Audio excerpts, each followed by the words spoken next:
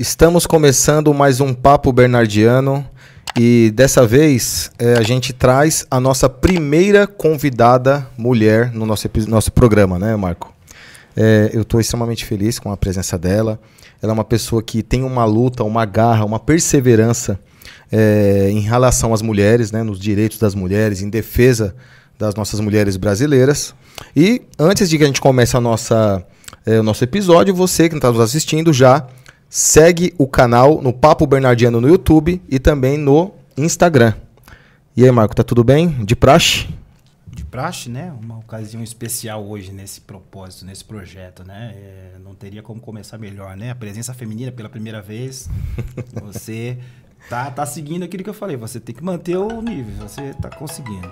Tá de parabéns. Exatamente. E a gente tá falando nada mais, nada menos do que da secretária de Segurança Urbana e da primeira comandante da Guarda Civil Metropolitana, é ela, Elza Paulina. Elza, seja bem-vinda. Muito obrigada, Bruno, doutor Marcos. É uma alegria estar aqui, uma honra e sempre e agradecer pela oportunidade da gente falar um pouquinho do nosso trabalho, daquilo que a gente acredita, acima de tudo, né? Então, acho que é importante a gente ter esse espaço. Obrigada. Nada, e saiba que é um grande privilégio te receber aqui, de verdade. Há um tempo eu já pensava em te trazer aqui, eu gosto muito da sua figura, te acompanho nas redes sociais. É um privilégio para o Bernardiano receber uma pessoa de tal grandeza, tá bom? Obrigada. Elza, hoje você é secretária de Segurança Urbana, mas você foi da GCM e começou lá como terceira classe, né? Em 1986, é isso? Exatamente. Eu sou da primeira turma do feminino. Prestei a prova, que naquela época ainda não tinha concurso, porque, curiosamente, nós começamos antes da Guarda ser criada. A lei de criação da Guarda é de setembro. E nós entramos no curso de formação em março, né? E abril e maio. Então, o feminino começou em maio. Eu sou da primeira turma do feminino e depois teve o concurso, né? Em 88, se eu não me engano, 89. É aí que teve o concurso mesmo, concurso público. Mas nós entramos como um exame seletivo. E aí, quando você entrou na Guarda, já era assim? As mulheres já iam para o patrulhamento? Como é que funcionava naquela época? Não. Nós entramos na Guarda, o treinamento era o mesmo, igual. Entretanto, naquela época era separado o corpo feminino do corpo masculino. Então, toda a escola foi feita somente nós mulheres. E quando a gente se formou, no final de 86, nós fomos para as unidades e nós não podíamos trabalhar nem motorizado, né, na Honda. Então, eu trabalhava em escola um pouco, mas era mais hospital, posto de saúde, biblioteca. E também a gente não trabalhava com guarnição mista. Era sempre mulher com mulher. E não trabalhávamos armadas. Algumas poucas meninas usavam arma também numa bolsa que a gente tinha. Não usávamos calça comprida, era saia, cabelo curto, não podia ter cabelo comprido. A maquiagem era obrigatória, o brinco pequeno também era obrigatório. Muito legal isso, porque a esmaltação das unhas também era obrigatória, mas a unha sempre em tons pastéis. Caramba, tinha tudo isso? Sim. E aí foi mudando, né, com o tempo? Sim. E a sua luta começou dentro da Guarda? Ou... praticamente dentro da Guarda. Depois a gente foi conquistando com um pouco de...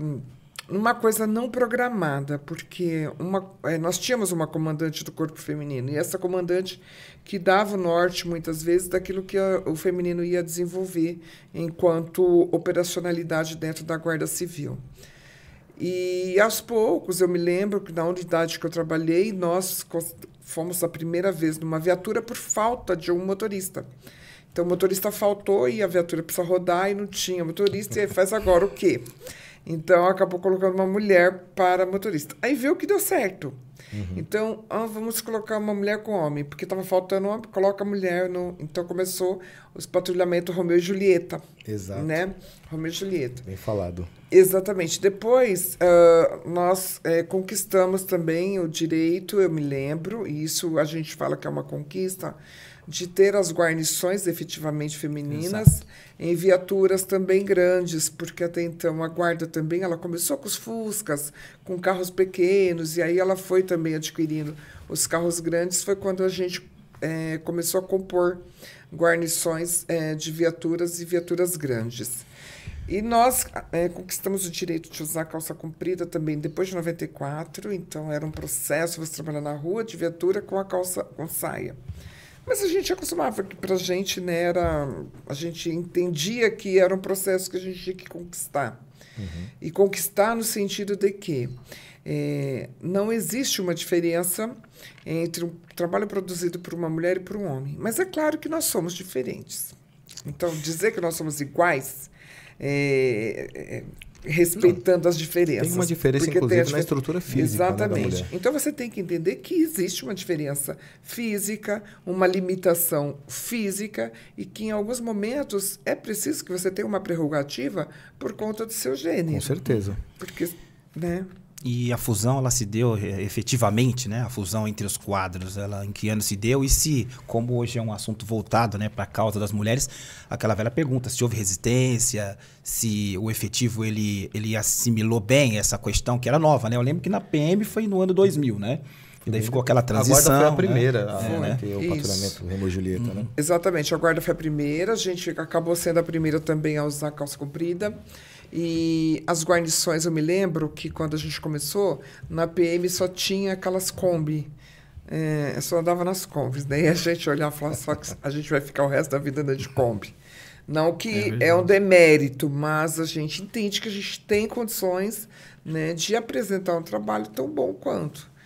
A fusão ela foi tranquila. Ela não teve, né, eu não vejo que ela teve grandes processos assim de transposição, de limitação daquilo que a gente ia fazer.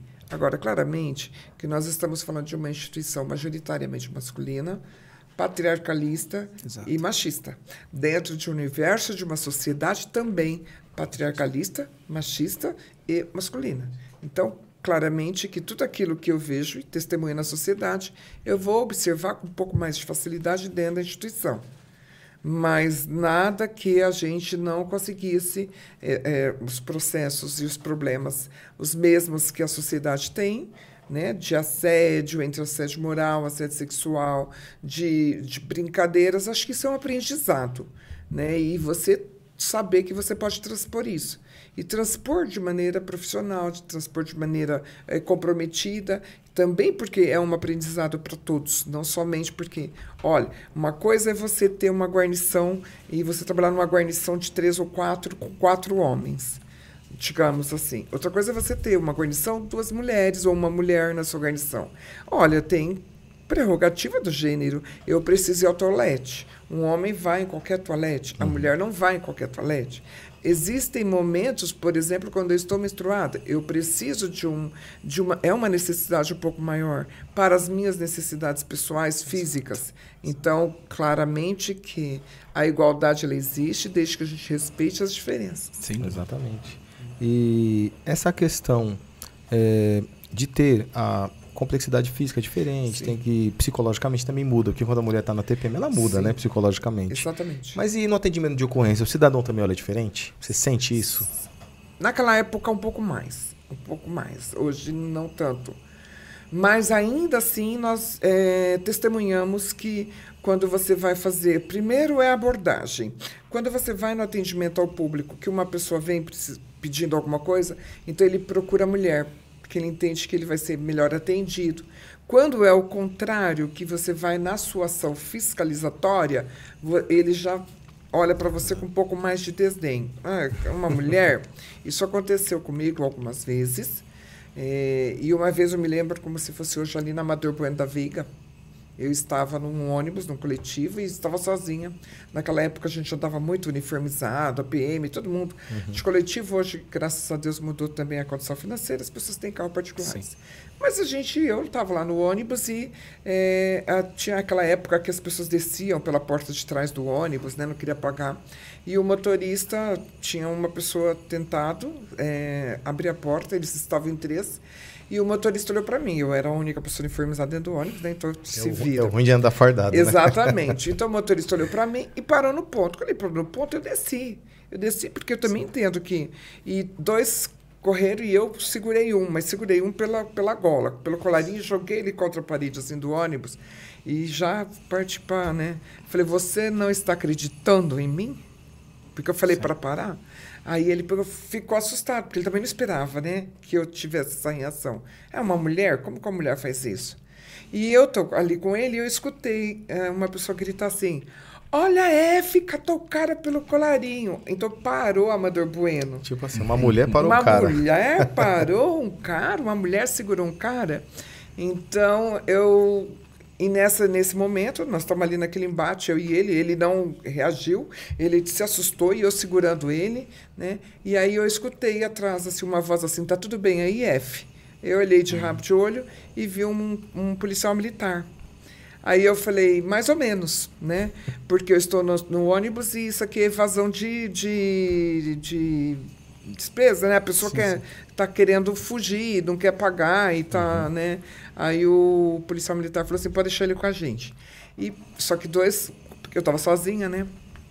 Então, nesse processo, a gente, ao mesmo tempo que você tem a sua limitação física, você tem aquilo que você tem certeza que você tem que fazer, e naquela época também, e isso ainda acontece hoje, que é um fato, você como policial militar, você vai entender, um fato muito interessante. Quem briga é a gestão. Quem está na rua, um ajuda o outro. E a gente tinha muito apoio. Eu trabalhei na área do 8º Batalhão. Então, a gente tinha, principalmente porque a gente não usava arma. Zona Leste. E naquela época, não tinha rádio nas viaturas também. E olha que coisa, eu tinha que ligar para a inspetoria de 15... se eu estou na ronda, na viatura, eu ligava para a inspetoria de 15 em 15 minutos para saber se tinha alguma... Nossa, novidade. E na época era orelhão ainda, né? Exatamente, de ficha, né? de ficha. Então, e nós, quando tínhamos algum problema, a gente ligava para a unidade também para falar, eu preciso de uma viatura aqui. E a gente tem que rezar para estar perto desses 15 minutos que a outra equipe liga para vir nos apoiar. Então, quando a Polícia Militar dava esse apoio para a gente, então para a gente era o apoio. Eu preciso de apoio, exato, não importa de onde ele vem. Né? Então, essa questão sempre ocorreu. Nós costumamos dizer que o chão de fábrica, eles se ajudam muito nesse sentido. Sim. Porque não é você que está precisando, né? Então, foi muito curioso, mas a gente conseguiu hoje na Guarda Civil Metropolitana, a gente tem mulheres em todos os setores. Na Inspetoria de Operações Especiais, que é a IOP, que é uma tropa pronto emprego. Na IAMO, que são as motocicletas. No CANIL, que é a nossa equipe que trabalha com cães. Temos homens na Inspetoria de Defesa da Mulher e Ações Sociais, que trabalham com ações de prevenção à violência doméstica. Então, hoje a gente tem mulher em todos os locais. Não há mais distinções, né? Não há. Não, e teve uma comandante geral, né? Sim, que faltava a cereja do bolo, né? Pra aqui. Porque assim, eu me recordo que, uma coisa muito curiosa, eu me recordo que antes os secretários sempre eram coronéis da PM. Na Guarda, eu tô falando da Guarda de São Paulo, né? Porque tem umas ainda que tem. Mas você vê uma mulher como comandante geral, fardada, dando ordens, etc., é um pouco diferente, né? Principalmente numa instituição que ela ainda é muito jovem. A Guarda Civil é muito jovem, né? Sim. E como que foi chegar ao comando geral? Como chegou esse convite? Você imaginou que um dia fosse comandante geral? Almejou isso? Não. Né? Não, porque quando nós entramos na Guarda, 30% do efetivo era destinado a uma cota que era mulheres. Hoje não existe mais e eu sou contra, eu acho que tem que ter. Lamentavelmente não tem. Então, quando nós fomos formados... E a nossa formação foi toda pautada pelas Forças Armadas. Embora a Guarda Civil seja uma instituição civil, ela tem no seu cerne a disciplina e hierarquia, é uma instituição uniformizada e armada, embora seja comunitária e preventiva, mas ainda assim ela tem a hierarquia e exatamente como pilar. E nós fomos formados por coronéis, eram coronéis da Polícia Militar, oficiais do Exército, da Marinha e da Aeronáutica. Então, esses foram os nossos primeiros instrutores. Todos. Raramente nós tivemos poucos instrutores civis. Então, nesse processo, a gente vai aprendendo, trabalhando, observando e vendo o que é possível. Agora, claramente que quando eu entrei na Guarda em 1986, eu tinha 19 anos, eu tinha acabado de fazer 19 anos, o meu objetivo era sobreviver. Corajosa, né? Eu vi que alguma entrevista que você falou que você foi doméstica antes. Foi, então eu precisava sobreviver, porque eu estava acabando de chegar em São Paulo. E acabando de chegar em São Paulo, eu precisava, né? A minha mãe e os meus pais não podiam me bancar aqui em São Paulo. Eu nasci numa cidade do interior, né? Avencas, é o distrito de Marília. E com 12 anos a gente teve que ir embora para a cidade. E um casal que tinha 5 mulheres de filhas, né? Negras, para uma cidade do interior, sabe para onde a gente foi parar. Fomos trabalhar de empregada doméstica e eu tenho o maior orgulho disso. Eu não tenho nenhuma dificuldade em afirmar que eu fui empregada doméstica dos 12 até os 19 anos, com muito orgulho, com muita honra, que foi esse dinheiro suado que proporcionou que a gente ajudasse minha família, porque nós estávamos num momento financeiro muito ruim mesmo, né? E aí eu já no sítio eu falava que eu queria salvar o mundo. Eu quero salvar. Perdão, o que você quer quando você crescer? Eu quero salvar o mundo. Eu lá sabia o que é salvar o mundo. Quando eu fui para Marília, eu visualizava os meninos do tiro de guerra passando na porta da minha casa. E eu falava assim, eu quero ser isso aí. Aí falava assim para mim, não pode. Por que não pode? Porque mulher não entra no exército. Por que mulher não entra no exército? Minha mãe queria morrer comigo, né? Porque eu enchi ela de perguntas e ela não sabia responder. Por que não pode? Mas eu quero, porque não pode, eu não quero, eu quero. Quando eu fui entender o que realmente era aquilo e o que eu poderia ajustar, então foi quando eu tomei conhecimento da Polícia Militar. Eram as primeiras mulheres, né, na Polícia Militar, mas tinha que vir para São Paulo. E eu queria entrar na PM porque eu tinha vontade de voltar para Marília, porque minha família era de lá. A primeira turma da PM é 86, né? Feminina, né? Eu acho que foi 85, se eu não me 85, engano. né? Não vou me recordar. Acho que é 7. Não sei se foi. Eu acho que foi depois da década de 90. Não, foi antes. Foi antes porque a nossa primeira... Você tem um marco em 86, que eu não sei qual é, mas não sei se foi... Foi antes da Guarda, até porque a nossa primeira comandante do Corpo Feminino era a coronel da Polícia Militar. Me perdoa, mas eu sabia essa data, mas eu não me recordo agora. Então, eu queria entrar na PM. Falei, eu preciso entrar na PM, porque eu queria trabalhar uniformizada e armada. E aí, eu vim para São Paulo.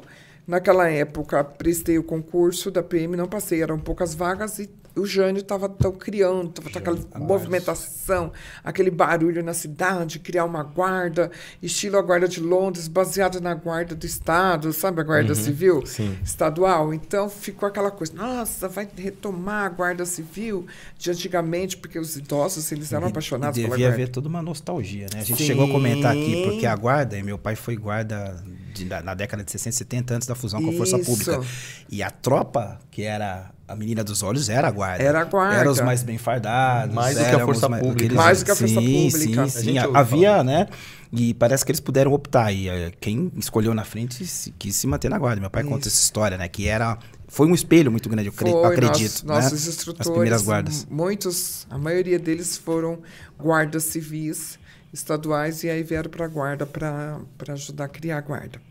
E aí ficou esse processo. Eu passei na Guarda e aí acabei ficando em São Paulo. Então, naquele momento, eu não imaginava que eu podia ser algo além de guarda, terceira classe.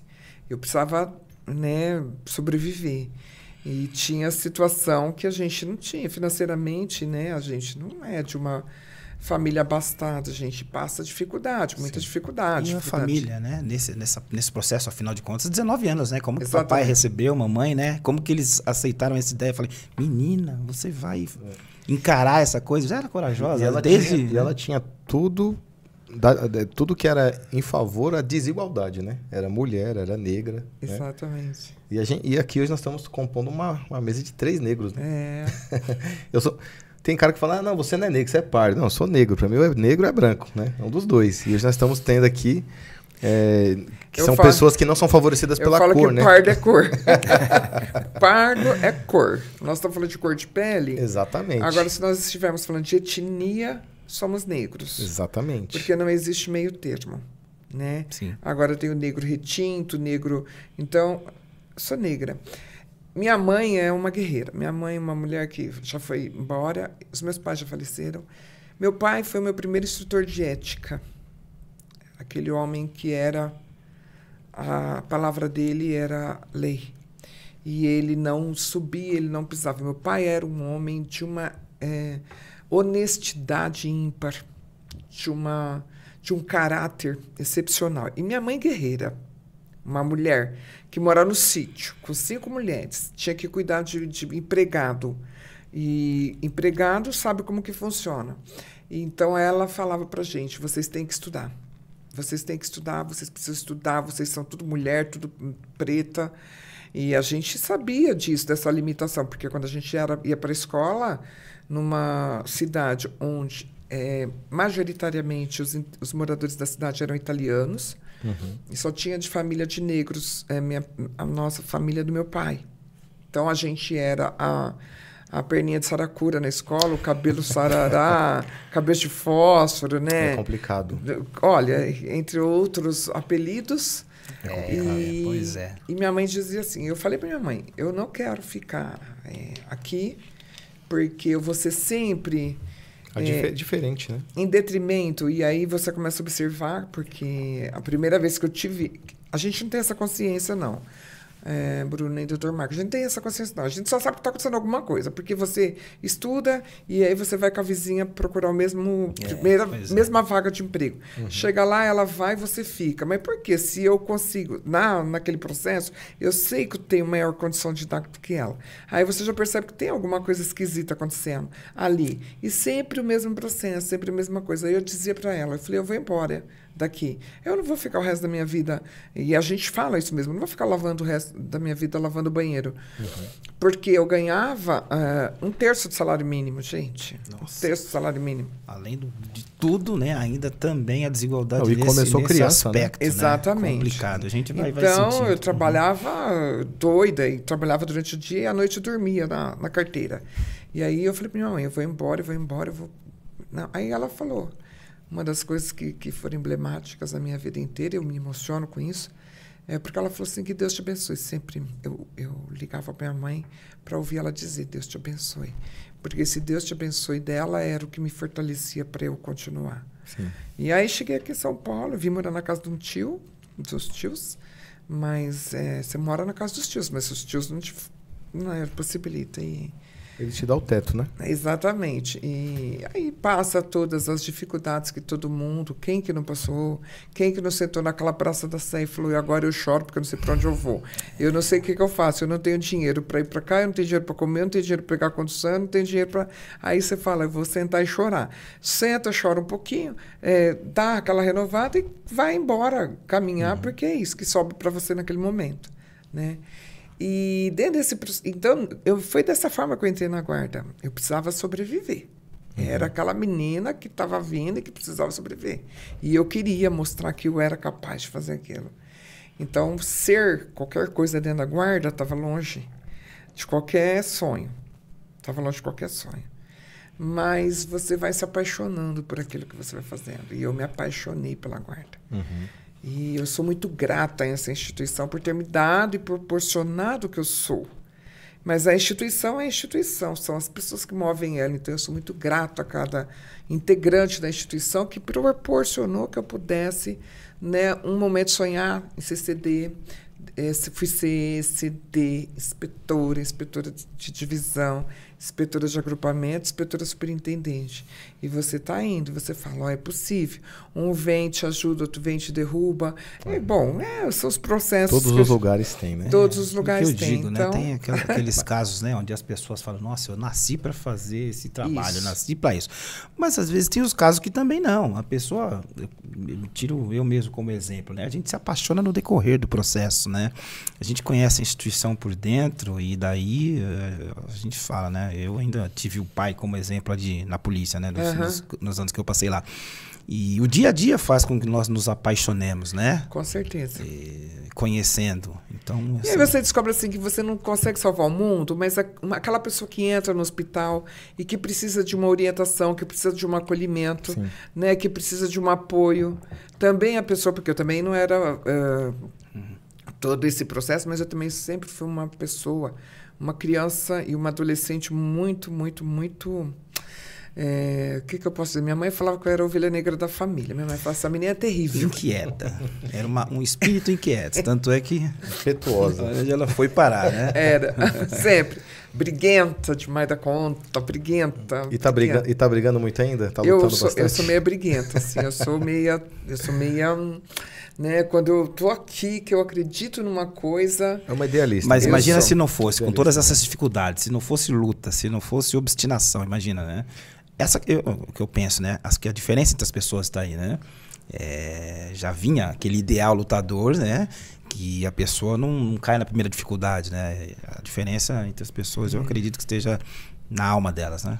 Você tem opções na vida, porque a vida, ela acaba. Sim. Né? A vida, ela é curta até. Então você decide como é que você quer viver a sua vida. Se você quer viver... eu não sei se é o termo ideal, mas se você quiser viver grande ou você quer viver pequeno. Você decide. Sim.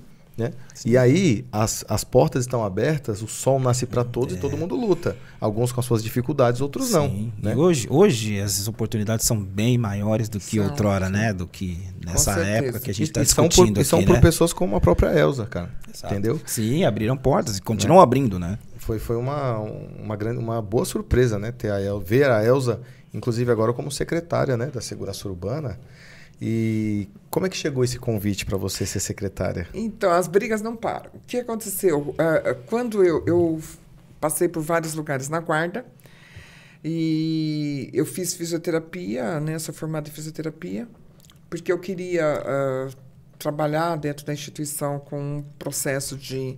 O guarda, ele sente muito, o PM sente muita dor e tal, e eu entendia que eu podia... Sou um desses. Ajudar. Então, eu fiz fisioterapia pensando nisso. Depois, eu fui para a academia, fui dar aula na academia. Minha matéria principal era ética e postura, né? Uhum. Então, no começo foi tudo bem, mas chegou um momento que os guardas começam a fazer perguntas e eu falei, não, eu preciso buscar, eu preciso estudar. Aí foi quando eu fui para filosofia, que eu queria entender, e aí, né, você falou tudo, idealista. Exato. Tinha algumas questões que eu queria entender do universo. Exato. E eu falei, eu preciso estudar isso. E aí eu queria saber por que a gente, olha a doida, né? Mas o que move o mundo são as perguntas, não são as respostas. Então eu queria entender por que mesmo tendo consciência do que é errado, do que é certo, a gente opta pelo errado. Por que a corrupção, e isso é um fato, a gente tem esse processo dentro da gente, e dentro da instituição, se observa que muitas vezes a gente justifica algumas posturas e procedimentos, e dentro da filosofia eu entendia que eu podia, qual é o processo disso tudo?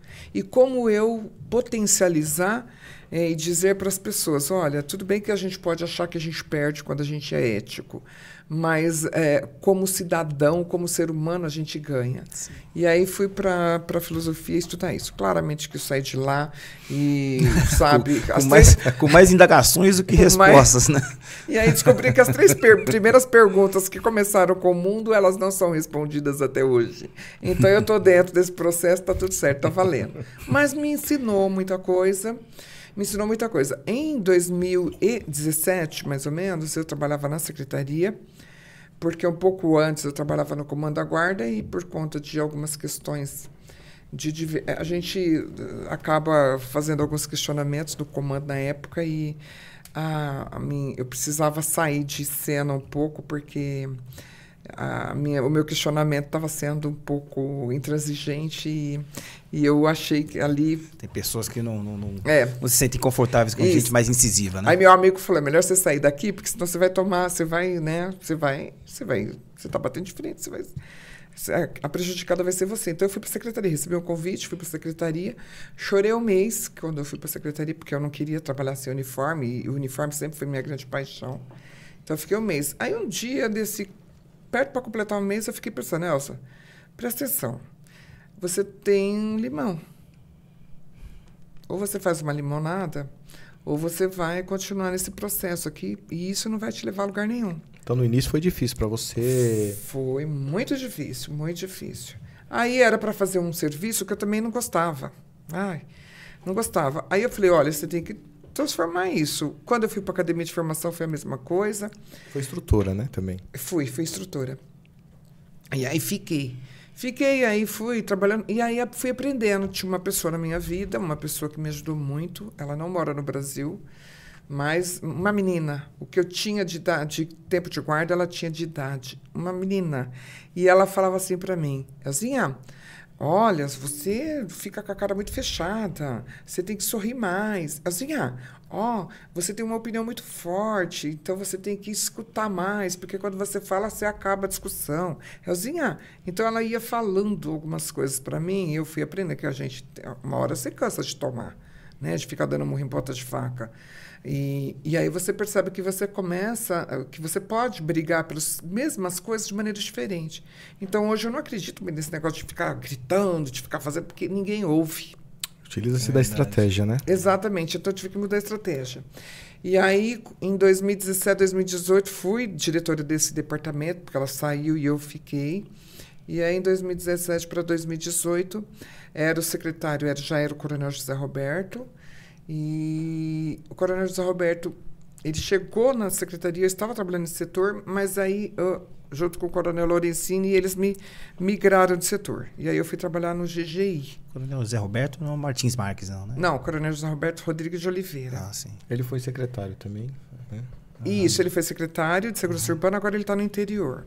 Ele chegou secretário junto com o Bruno e o Dória. Sim. Né? E com toda a equipe dele, né, de coronéis da Polícia Militar. E tinha um coronel o Coronel Lorenzini, que ele era muito assim, ele falava muito comigo. Então ele falou, você vai mudar, você vai para esse setor agora e vai fazer isso. Tá bom. Ordem dada, ordem cumprida. Aí chegou um dia ele falou, você vai comandar o programa Guardia Maria da Penha. O programa Guardia Maria da Penha, ele faz fiscalização de medida protetiva. E eu disse para ele assim, coronel, por favor, eu não gosto dessa pauta, eu não queria, isso não tem nada a ver comigo.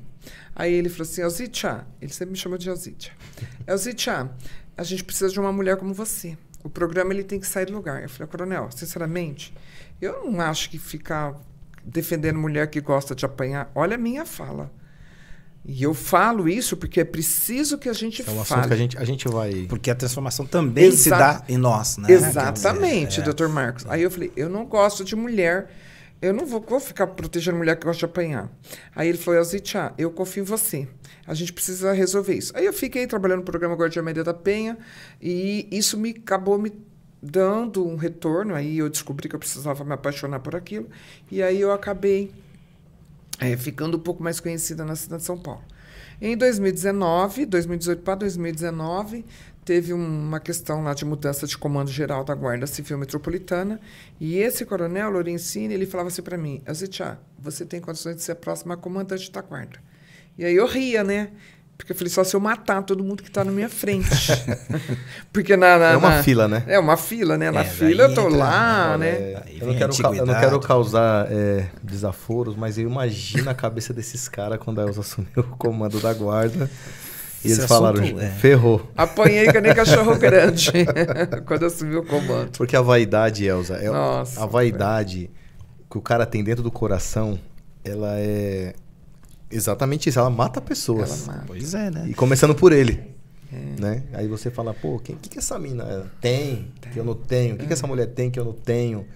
E ela, por ser mulher... Essa discussão ela nunca vai deixar de existir. É uma vaga, né? E alguém vai ser o escolhido. Exatamente. Não adianta, conforme-se. E pra quem é machista, perder pra uma mulher é muito ruim pra ele, né? Ele não sente-se. Aí é que tá não o problema, não que eles sejam, né? Não sei quem são. E aí é que tá. Mas se forem, né? Mas aí é que tá a questão. Não é perder. Mas eles entendem como perda. Entende como perda. Eles entendem como perda. Porque, o próximo na fila, porque de fato você está numa concorrência, claramente. Sim. E ali as pessoas também têm sonhos, se almejam. Sim. Eu não conseguia visualizar dessa forma. Mas ele falava, você tem condições, você vai. E eu dava risada. E aí um dia ele falou para mim, você já percebeu? E eu estava tendo um processo que algumas coisas que eu tentava fazer não funcionavam. Ele falou assim, sabe o que é isso? Reflexo da possibilidade daquilo que você pode ser.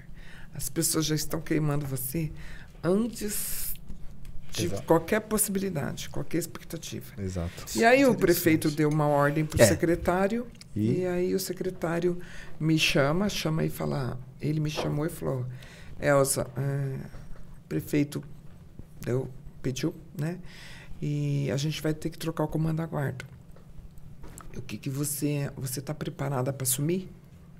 Aí eu disse para ele assim, preparada não, mas eu aceito o desafio. Aí ele fez comigo uma coisa que talvez um pai faria, né? Que foi, todo dia eu tinha que me apresentar para ele com algumas propostas de comando, e ele questionava. Isso, Coronel Lorenzini. Questionava, e eu saía da sala com mais dúvida do que eu tinha entrado. Isso foi durante quase um mês. E eu tava com ódio dele já. Se eu não sirvo, tudo que eu apresento para ele não presta, por que ele me chamou, então? Era esse meu sentimento. Aí, depois de um mês, quase um mês, ele falou, tá chegando perto, né? O prefeito vai anunciar. E, além dele anunciar que você será comandante da guarda, ele vai anunciar isso no dia 8 de março. Vai ter mais uma apresentação aí, que você vai ficar sabendo no dia. Eu falei, tá bom. E aí ele falou, quem será o seu alto comando? Aí eu falei, de novo. Aí eu já estava. Aí ele falou, tá bom. Aí eu falei, mas se o senhor concordou agora, por que o senhor não concordou? Ele falou assim, porque você tem que estar preparada para defender as suas ideias, mesmo que as pessoas não concordem com elas. Ou seja, ele já vinha sabatinando. Ele já vinha, né, te preparando. Era uma maneira de fazer o teste ali de resiliência. Exatamente. Né? E que simbólico, né? No 8 de março, né? 8 de março. E aí, no dia 8 de março, o prefeito fez esse anúncio e também criou ali, no dia 8 de março, a Inspetoria de Defesa da Mulher.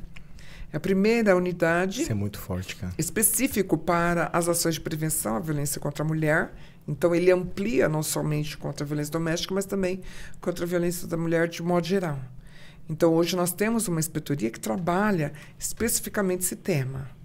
Né? Então, depois eu fiquei 2 anos como comandante-geral. Foi muito difícil mesmo. Mas, para chegar à pergunta do Bruno, como que eu cheguei à secretária? Na campanha, o Bruno era candidato à reeleição e eu lá, como comandante, né, participei, eu gostava muito, até porque ele teve um papel fundamental quando assumiu o comando, porque em alguns momentos eu fui muito atacada, inclusive pela imprensa. E ele foi uma pessoa que bancou essa decisão. Né? E aí ele ganhou a eleição, eu participei da campanha, mas não muito abertamente, sempre no meu horário de foco, porque eu entendia que como comandante da Guarda Civil eu não podia, e a gente não deve misturar as duas coisas. A convicção da Elza é uma e a comandante ela segue aquilo que o executivo define desde que esteja dentro da lei. Então ele me convidou. No dia seguinte que ele ganhou, a eleição ele ganhou no domingo. Na segunda-feira, o comandante lá, o responsável pela campanha dele, me chama e fala assim, Elza, o Bruno tem um convite para te fazer. E eu lá, pensando que era um outro problema que tinha dado na Câmara Municipal. E ele falou, sabe por que você está aqui? Eu falei, imagino que seja isso. Ele falou, não, o Bruno tem um convite para te fazer.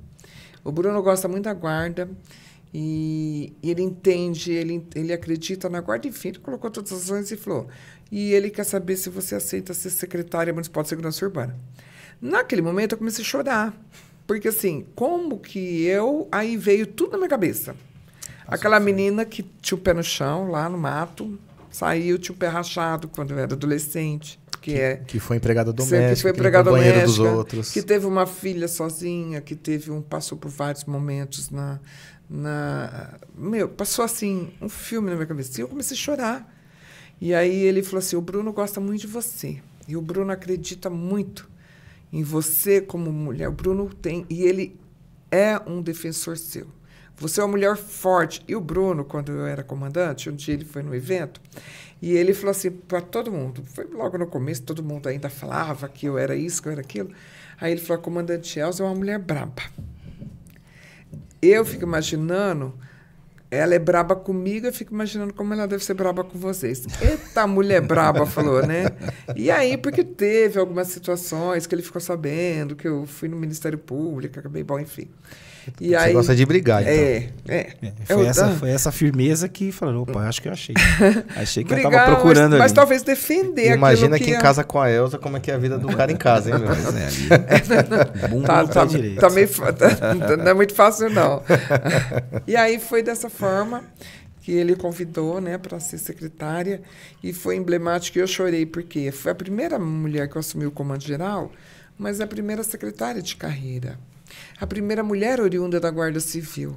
Então, não que a gente não tenha, os coronéis não tenham competência, Sim. muito pelo contrário, mas a gente também queria dizer, olha, nós também sabemos o que nós estamos Assim, fazendo. Mas estava na Quem hora, está comandando né? a casa é quem cresceu na casa, né? Exato. E isso E a foi- guarda já queria muito um E a guarda. Guarda queria muito isso, tanto que nós tivemos hoje um salto de qualidade em todos os sentidos na Guarda. Isso não sou eu que falo, isso são eles que falam, tá?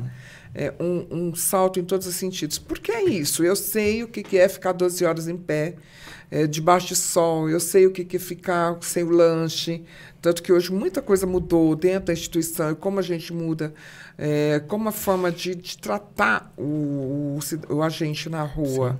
E eu falo que a gente tem que cuidar do nosso cuidador. E não é questão de ser mulherzinha, de ser romântica. Não, não é, muito pelo contrário, eu não sou nada romântica. Isso é humanitário, né? Isso não Exatamente, mas olha, se o meu agente não tiver os direitos dele respeitados, como que ele vai respeitar os direitos do outro?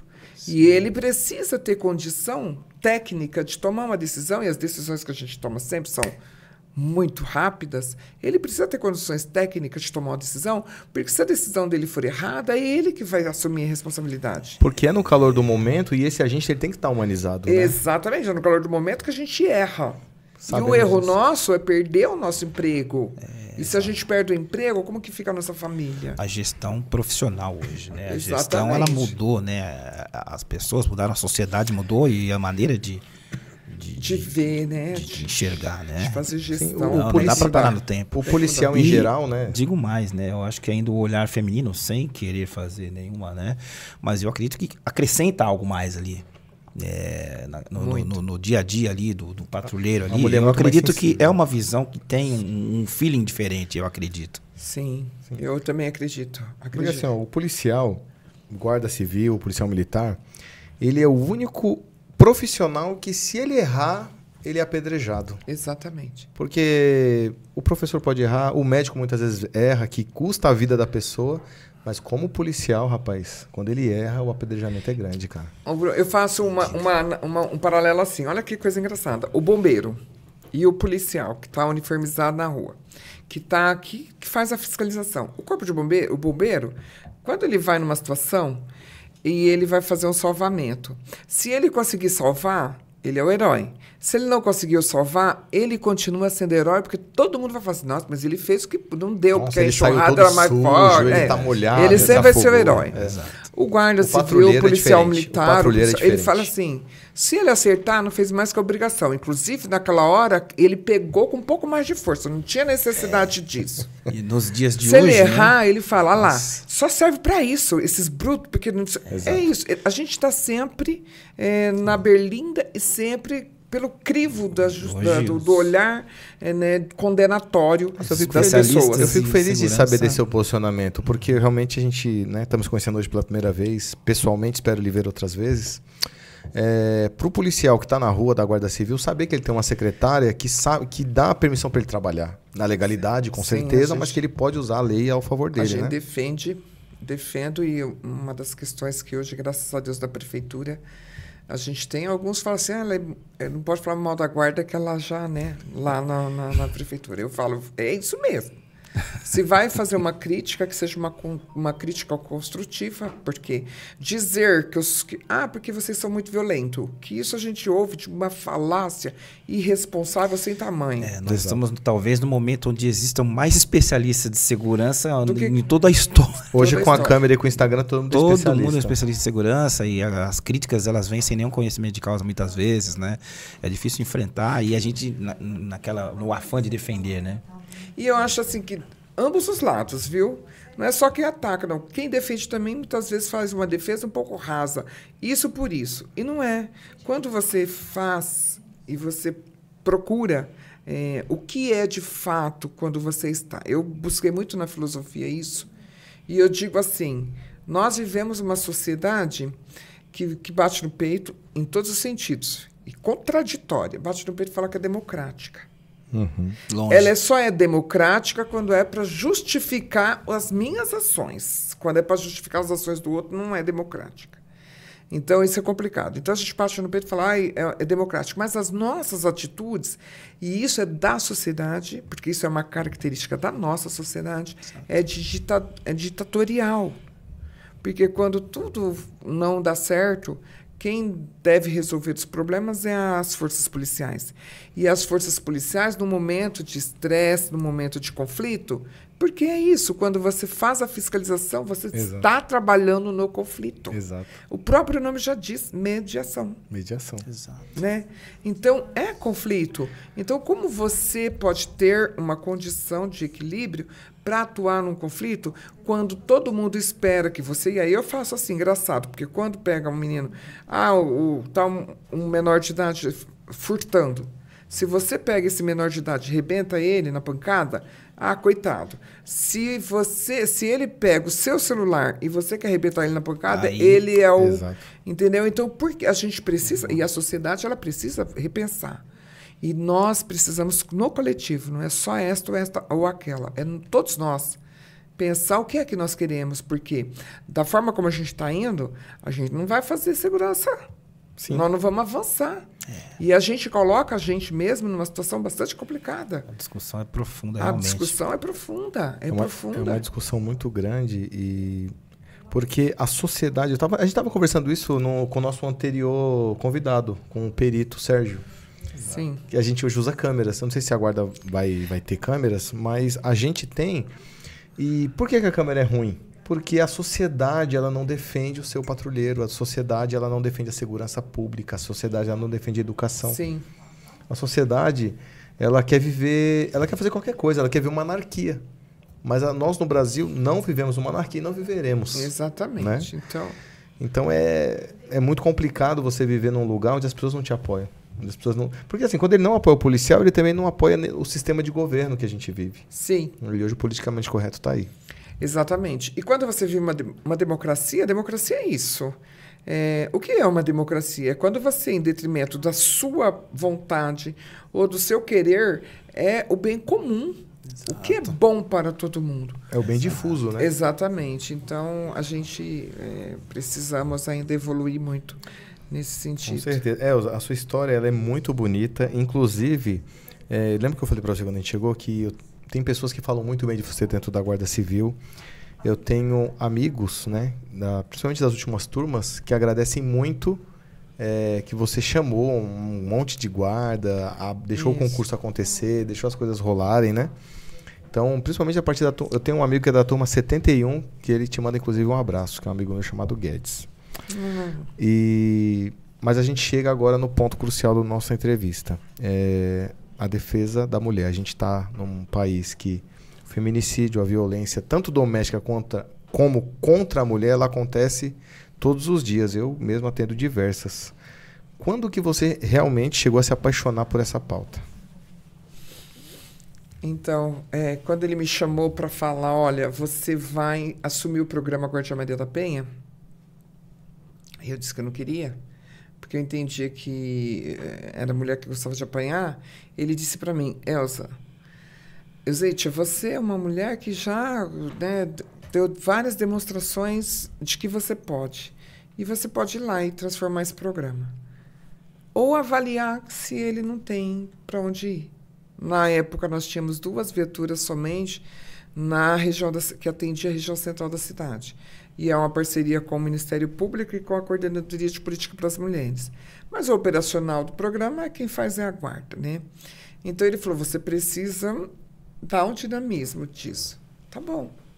Então eu fiquei aborrecida, as equipes ficaram aborrecidas, porque ela não gosta da gente, e aí já foi aquele embrólio logo de cara, né? E eu falei, bom, eu preciso entender como funciona isso. No primeiro dia, na primeira semana, eu estou ali, né? E aí eu tomo conhecimento de um caso que chega para mim, e aí eles pedem para eu atender uma pessoa que não era abarcada dentro do nosso processo, mas a pessoa pedia para a gente abarcar, mesmo não tendo todos os critérios. E aí, vamos ver o que se trata. Então, era uma criança de 3 anos, que ela era recorrentemente sendo estuprada pelo padrasto, e a criança, ela... A criança era do sexo feminino. A criança do sexo feminino. E a criança, ela estava num processo tão intenso, assim, de abuso, que ela já não fazia mais as necessidades dela sentadinha no piniquinho. Ela, às vezes, fazia 3 aninhos. Ela fazia assim, andava e fazia. E o conselho tutelar, tá bom, enfim. Foi comprovado que o padrasto era o agressor, então foi preso esse padrasto. Mas tinha um problema. A medida protetiva da menina, e ele ia sair, estava para sair da prisão, porque não fica muito tempo, infelizmente. E a mãe da criança disse para a promotora que ela se casaria com ele. E a mãe visitava ele. A mãe ia visitar ele. Esse é um problema, né? A dependência. A dependência emocional é muito grande.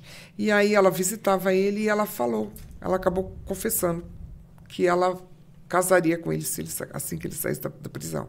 Então começou uma luta do Ministério Público para tirar essa menina da guarda da mãe. E aí a gente precisava fazer a fiscalização, porque se ele saísse, mesmo com a fiscalização, ele não podia se aproximar dela. E para ela tirar a medida, né, ela tinha que tomar todas as providências junto ao Ministério Público. Então, enquanto ela não tomasse essas medidas, a gente ia continuar fazendo. E aí, nessa conversa toda, a promotora me mostra, eu falei assim, eu não quero. Aquilo me deixou tão assim, impactada, que eu fiquei 3 dias. Eu fui para minha casa, eu chorei. Nossa, aí eu fiquei 3 dias. Eu não conseguia dormir aquela noite, na outra noite. E eu não conseguia digerir aquilo. A gente se sente meio falhando, né? Porque tá vendo a pessoa em perigo, exatamente, né? Meio de mãos atadas. Aí eu falei para ela, para a promotora, eu vou matar essa mãe se eu encontrar com ela. Vou matar ela na pancada. Aí a promotora falou, então, inspetora, mas a gente tem que entender que é todo um outro processo. E aí você começa a entender. Aí eu comecei a estudar, ler, que nem uma louca. Ler, ouvir palestra, ver o que as pessoas estavam falando, algumas referências no assunto para entender um pouco o que é a violência doméstica.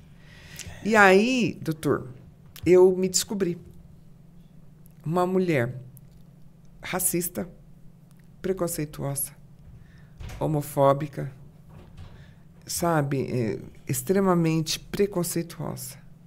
Ali eu me vi. Quando eu olhei e falei, você também é um instrumento da violência.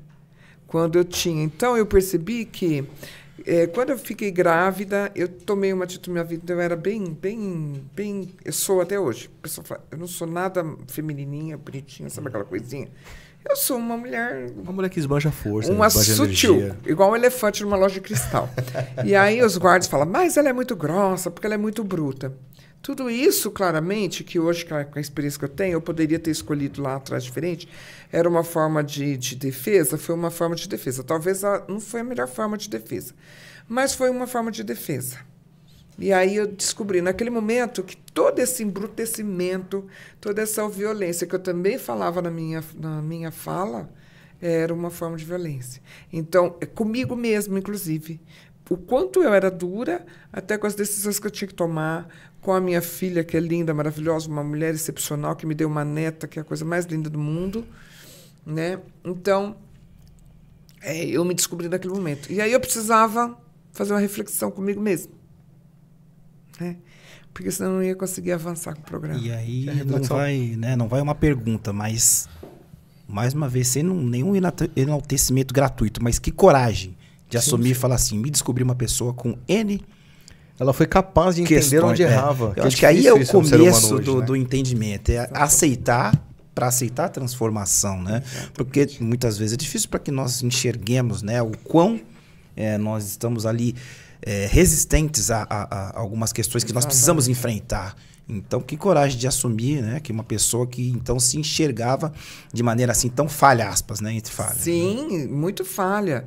É uma ser humano limitada. E eu precisava fazer essa reflexão comigo mesmo, porque como que eu ia acolher essa mãe? Como que eu ia dizer para essa mãe eu poder auxiliar ela de repente? Porque o ciclo da violência ele precisa ser quebrado. Mas como que ele vai ser quebrado? Às vezes a mulher que está na violência ela não consegue quebrar esse ciclo, ela não consegue enxergar o momento, e por uma série de questões. Então, a gente foi, ali foi, eu fui ampliando e foi onde eu percebi também que eu precisava trabalhar internamente da instituição, né? E em 2019, a gente conseguiu, então, atender toda a cidade de São Paulo. Hoje, a gente atende toda a cidade de São Paulo. Hoje são 14 viaturas, né, que fazem especificamente isso, exclusivamente isso. Equipes na cidade inteira que faz a fiscalização de medida protetiva de urgência. Mas, mais do que isso, a gente trabalha também no apoio das delegacias de defesa da mulher no período noturno e na Casa da Mulher Brasileira também, né, temos uma equipe do Guardia Maria da Inspetoria de Defesa da Mulher lá para fazer o atendimento e o apoio ali da delegacia, do Tribunal de Justiça, Ministério Público, enfim. Que ótimo. E alguma qualificação interna, algum curso específico para esses agentes? Sim, nós temos um curso que capacita o guarda para integrar o programa, que é ofertado em parceria com o Ministério Público e com a Coordenadoria de Política para as Mulheres. Mas também nós fizemos uma sensibilização com a nossa central de telecomunicação no atendimento do telefone, porque uma integrante nossa, num processo de 25 anos de violência, ligou para a nossa central, pediu apoio e a colega atendeu ela de maneira errada, perguntou para ela o que ela tinha feito. Então, dentro da instituição, mais uma vez, né, a gente promovendo a violência. E aí, ao ouvir isso dela, eu entendi que a gente precisava promover um outro processo dentro da instituição. Que esse guarda, que esse agente, ele precisa voltar o olhar dele para o olhar humanizado mesmo. De atender essa mulher quando ela precisa, sem julgamento. Sem julgamento. E agora nós estamos com mais 2 programas também, que nós lançamos agora, dia 8. O programa é Eles por Eles, que existe já o Reforti, que é Eles por Elas, mas o Eles por Eles são homens que vão falar de violência doméstica para homens, para o efetivo masculino. E de guardiã delas, Guardiões por Ela, que também é a equipe da própria guarda que vai trabalhar com essas mulheres no sentido de que, olha, nós prestamos esse apoio para todas as mulheres da cidade de São Paulo. Você também é uma mulher. Se você precisar, nós estamos aqui. Coisa bonita. E por que a gente fez isso para o homem? E eu acredito, hoje, as estatísticas já dizem para nós. É preciso você responsabilizar judicialmente esse agressor quando ele comete o crime. Mas a gente precisa entender que também é um crime que a sociedade, durante a sua existência toda, ratificou e naturalizou. Então, um homem que é filho, produto de um lar violento, de um pai alcoolista, de toda uma série de limitações, ele vai ser um adulto com todas essas limitações. E que a gente pode matar ele, que ele não vai resolver. Basta a gente observar a história da Maria da Penha. Então, é preciso que a gente trabalhe também com essa sociedade machista, para que a gente possa diminuir, se não, nos nossos sonhos, estancar esse processo de violência. Porque, olha, eu converso muito com o nosso efetivo masculino. E, às vezes, eu pergunto assim pro meu agente, você sabe qual é a diferença de assédio e de cantada? E ele não sabe. Ele não sabe qual a diferença. Então, se ele não sabe a diferença, como que ele vai corrigir? Então, é preciso que a gente promova essa desconstrução do machismo estrutural, para que ele possa se enxergar como um assediador naquele momento. E que aquele assédio, ele está promovendo a violência na outra pessoa. Exato. Então, e não é fácil. E também nós não vamos... E eu falo assim, eu tenho consciência que o meu efetivo não é de anjinho. Eu tenho homens e mulheres, como produto de uma sociedade também limitada. Que tem seus problemas, né? Que tem seus problemas. Então, o que a gente faz? Eu queria te perguntar, com licença toda... Quer falar alguma coisa, doutor? Não, vamos desenvolvendo. É a questão da Casa da Mulher. Eu tenho um projeto no meu coração, ainda no meu coração. Eu realmente não conheço a Casa da Mulher ainda. Vá conhecer. Estou convidado? Vamos. Então já vamos. Vamos marcar. Vamos marcar para conhecer a Casa da Mulher. Eu tenho um projeto no meu coração que eu não sei se é similar à Casa da Mulher. Que eu, em atendimento de ocorrências, uma coisa que eu percebo muito, as mulheres não têm para onde ir. Não tem. Então, a dependência financeira, Sim. Né? Não é dependência amorosa, é dependência financeira. Normalmente é dependência financeira e que tem os filhos também. Sim. Então, eu tenho um projeto no meu coração onde a gente teria uma casa para acolher essas mulheres. E onde elas teriam tratamento psicológico, tratamento de saúde, tratamento de higiene e algumas parcerias com empresários que pudessem contratar essas mulheres, né? Sim. E ainda um projeto de lei que a mulher não poderia ser despedida após 6 meses de um divórcio que resultou de uma violência doméstica. Sim. E a lei faz essa previsão do acolhimento, né? O poder público tem que oferecer. E aí eu te pergunto, o que realmente é e onde funciona a Casa da Mulher? Sim. A Casa da Mulher Brasileira, ela funciona... nós temos uma aqui em São Paulo. O governo federal diz que vai construir, vai possibilitar mais algumas casas, que, aliás, cada município deveria ter uma casa dessa. Ela não é ONG? Não. Mas tem ONGs nesse...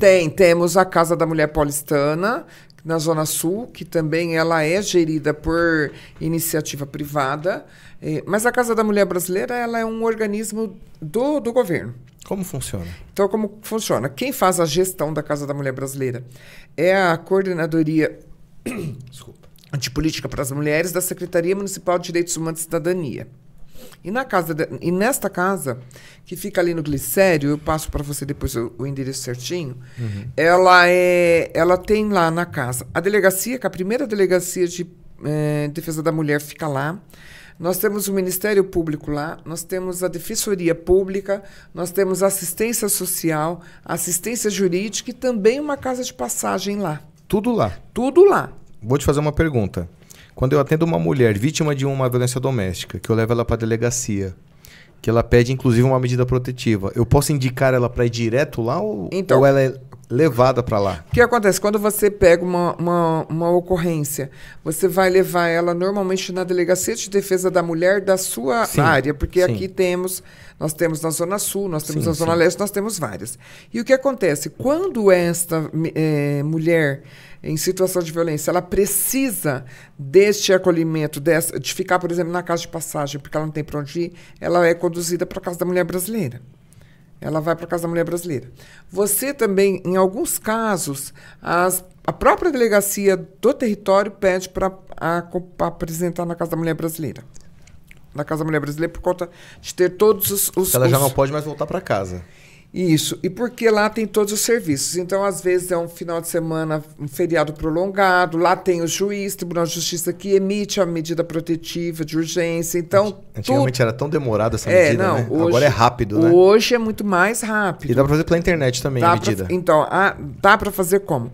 Você pode entrar na delegacia online, Delegacia de Polícia Online, para fazer o boletim de ocorrência.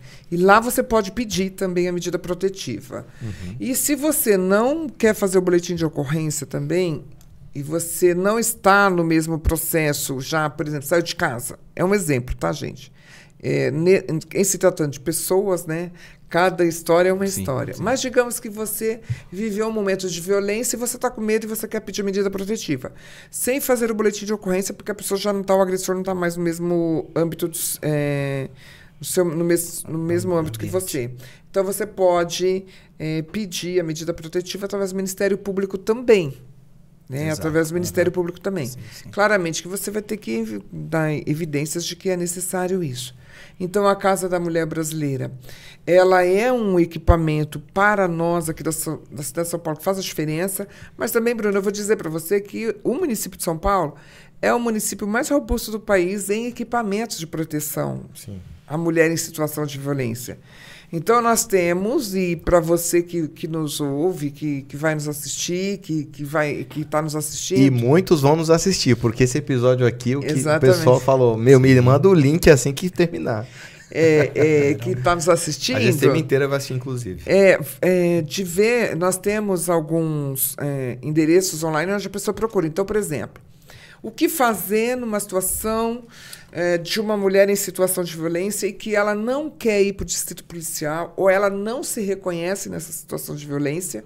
E o que eu faço para ajudar? Porque eu não aguento ficar vendo ela naquela situação. Olha, próximo da sua casa, você deve conhecer ou você vai conhecer um centro de referência da mulher, por exemplo. Tem alguns equipamentos da saúde, tem equipamento da assistência social, tem equipamento de direitos humanos. Você vai nesse equipamento, não importa qual secretaria, e pergunta como funciona esse equipamento e como que funcionam as reuniões. E você volta para essa pessoa que está em situação, porque, gente, o que é importante a gente deixar claro é assim, a pessoa só vai falar para você se ela confiar. Verdade. Ela só vai abrir se você acolher ela sem julgamento. Você tem que abrir o raporte com ela. Exatamente. Porque se você chegar para ele e falar assim, eu tô meio triste porque o meu namorado ou meu marido, você fala assim, é porque você é uma idiota. Nunca, porque já fechou fechou as portas. As portas. Então essa época não está distante assim, não, né? Não tá. A coisa até tempos atrás aí, não é o ideal hoje, mas a evolução foi bastante grande, porque era um constrangimento, né? Se apresentar para uma autoridade, ter que abrir uma particularidade. Ainda é. Mas eu entendo a questão que a Elza está falando. Sim. E eu sou o defensor dessa causa, por isso que eu, com certeza, vou me dar muito bem com você. Na situação seguinte, quando eu atendo ocorrências, muitas mulheres, quando ela vê que o negócio ficou sério, ela não quer continuar com a ocorrência. Não quer. Não, que ele é pai dos meus filhos, Exatamente. que eu amo ele. Eu acho que a lei deveria inserir uma coercitividade. Você bateu na mulher, você vai ser preso, independente da representação dela. Sim. Hoje não precisa mais da representação. Se for flagrante, independente da vontade dela, ela tem que ser conduzida. Exatamente, no flagrante sim. Mas eu vou contar um caso dessa semana. Que quem só não apanha não é só a esposa. Eu peguei uma situação de um agressor contra a mãe dentro de casa. Nós fizemos a condução dele, algemamos porque ele estava sob efeito de ilícitos, né? Drogatícios. Quando chegou na delegacia, que a gente conversou com o delegado, que a gente falou da medida protetiva, não, mas espera aí, a medida protetiva vai ter que sair de casa? O delegado falou, vai. Não, então não quero representar contra meu filho. Então acho que deveria agir a coercitividade nesses fatos, sabe? E o delegado aceitou? Aconteceu. Aconteceu. Elza, a gente sabe como funciona de pessoa para pessoa, né? Eu não posso aqui falar, porque daqui a pouco eu vou estar lá de novo. Não vamos julgar, não vamos julgar. Não vou julgar a forma dele interpretar o que ele assistiu ali. Mas você vê uma mulher... Eu particularmente, eu já vi mulheres ter medo do marido. Sim. E uma coisa que é bem claro a gente deixar estampado é que esse homem que é detentor de violentar a esposa, principalmente, ele acredita que a mulher é propriedade. Ele tira a humanidade da mulher e ela torna-se objeto como essa garrafa de plástico e essa caneca e esse computador, cara. Exatamente. Então, eu acredito que isso vai se evoluir, né? Referente à educação, às coisas que vão acontecendo, porque, principalmente na periferia, acontece muito, o cara que ele se acha o grande bandidão, a mulher ela é minha propriedade, ela não pode ficar com mais ninguém, ela não pode ir em lugar nenhum, eu corto o cabelo, eu raspo a cabeça. Sim. Isso tem que acabar. Mas aí a mulher denuncia. E ela vai pra onde depois? Quando a gente chega lá fardado pra pegar e prender o cara. Sim. Que não fica muito tempo preso. Que não fica. Então, e aí o que acontece? Essa rede robusta da prefeitura, ela tem os abrigos sigilosos Nós temos abrigos, inclusive, que aceita a mãe e a criança. Bem lembrado. Né? A mãe e a criança nesses abrigos. Agora, o que acontece, Bruno? Você tem razão. Porque, às vezes, a mulher ela não quer ir para o abrigo. Olha que triste. Mas é medo. É medo. Normalmente a questão é de ir medo. para o abrigo é assim... Ela é agredida. Ela que está em situação de violência. Por que ela que vai ter que ficar presa num abrigo fora de Tem tudo? esse dilema ainda, né? Ela não é causadora daquele Exatamente. desconforto, né? Daquela... Então, ela que vai ficar presa. Então, ela fala, por que eu que vou ter que abrir mão de toda a minha vida, do meu serviço, tudo por conta disso? Então, muitas não aceitam. Agora, o que existe também, e que a prefeitura tem feito, o governo do estado, inclusive, também aqui no estado de São Paulo, não posso falar de outros estados, tá? Falar do estado de São Paulo e da prefeitura do município de São Paulo. Tem sido feito algumas iniciativas extremamente importantes, inclusive lei. A prefeitura aprovou agora, mais recente, uma lei que a criança que é vítima, que tá no meio ali do feminicídio, ela tem uma bolsa, uma ajuda até completar 18 anos. Nós temos também hoje, no município de São Paulo, e também no estado, que o governador assinou a semana passada, a questão da compra do imóvel quando a mulher também é vítima de violência doméstica. A trabalho, também nós estamos com um processo, com um programa onde a mulher que é vítima de violência, ela também tem uma prerrogativa. Exatamente, para o mercado de trabalho, acesso ao mercado de trabalho. Agora, mais do que tudo isso, é ela estar preparada para romper com esse processo. Porque eu costumo dizer que fazer o boletim de ocorrência é a parte mais fácil que tem para essa mulher. O mais difícil é ela manter essa decisão. Ela tem que representar. É manter. É aí onde eu quero chegar. Tem que acabar com a representação. Mas não existe mais a representação. Mas eu tô falando assim, em casos de não flagrante, Isso Marco. tá mais na cabeça da vítima. Não que não a questão de atribuir culpa à vítima, mas a iniciativa da vítima. Porque assim, quando a gente chega na ocorrência, a gente não flagrou a abordagem, não flagrou a agressão. Aí cabe representação. Mas, pô, a mulher tá ali já na situação. Não tem que haver mais a representação. A representação, eu tô falando de outros casos. Eu entendo o que você está falando. Bruno, eu entendo o que você está falando. O dilema é que a lei não vai resolver tudo.